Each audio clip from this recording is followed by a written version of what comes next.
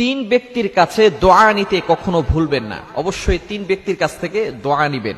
যখনই আপনি এই তিন ব্যক্তিকে পাবেন সাথে সাথে দোয়া নিবেন।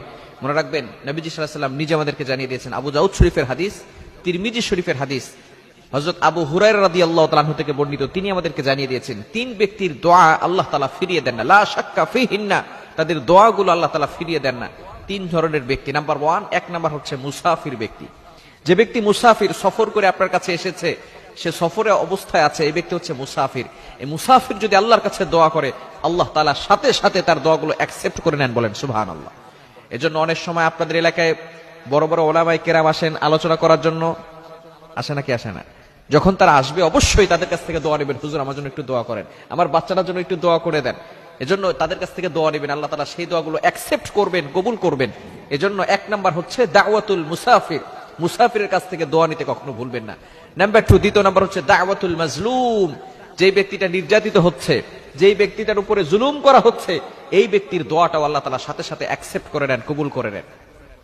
অনেক সময় আমরা মানুষের উপরে জুলুম করে ফেলি। খবরদার, আপনার কোনো কথায়, আপনার কোনো কাজে যাতে করে কোনো মানুষ কষ্ট না পায়।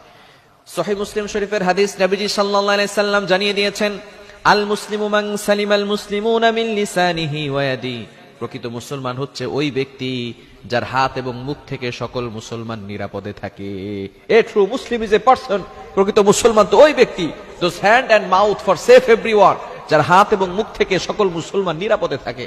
সুতরাং যেই ব্যক্তি জুলুম করছেন, ভালো করে শুনে রাখেন, মাজলুম ব্যক্তি যদি আল্লাহর কাছে দোয়া করে, সাথে সাথে সেটা কবুল হয়ে যাবে। সুতরাং আপনি যদি দেখেন মাজলুম কেউ হচ্ছে, আপনি তার কাছে দোয়া চাবেন, কেননা সেই ব্যক্তির দোয়া আল্লাহ তাআলা কবুল করবেন। নাম্বার 3, তৃতীয় নাম্বার হচ্ছে মোস্ট ইম্পর্টেন্ট, পিতামাতার দোয়া আল্লাহ তাআলা কখনো ফিরিয়ে দেন না। দাওয়াতুল ওয়ালিদাইন, পিতামাতা যারা আছে তাদের কাছ থেকে দোয়া নিবেন। আমরা পিতামাতার কাছ থেকে দোয়া নিতে চাই না, পিতামাতাকে সালাম পর্যন্ত দিতে চাই না, লজ্জা লাগে, ঠিক কিনা? খবরদার। তিরমিজি শরীফের হাদিস, আবু দাউদ শরীফের 1536 নম্বর হাদিসের ভিতরে নবী সাল্লাল্লাহু আলাইহি ওয়াসাল্লাম জানিয়ে দিয়েছেন যে পিতামাতার দোয়া আল্লাহ তাআলা কবুল করেন। পিতামাতা বদদোয়া দিলেও কবুল হয়ে যায়, দোয়া করলেও কবুল হয়ে যায়। এজন্য পিতামাতার সাথে কখনো খারাপ ব্যবহার করা যাবে। সব সময় পিতামাতার কাছ থেকে দোয়া নিবেন।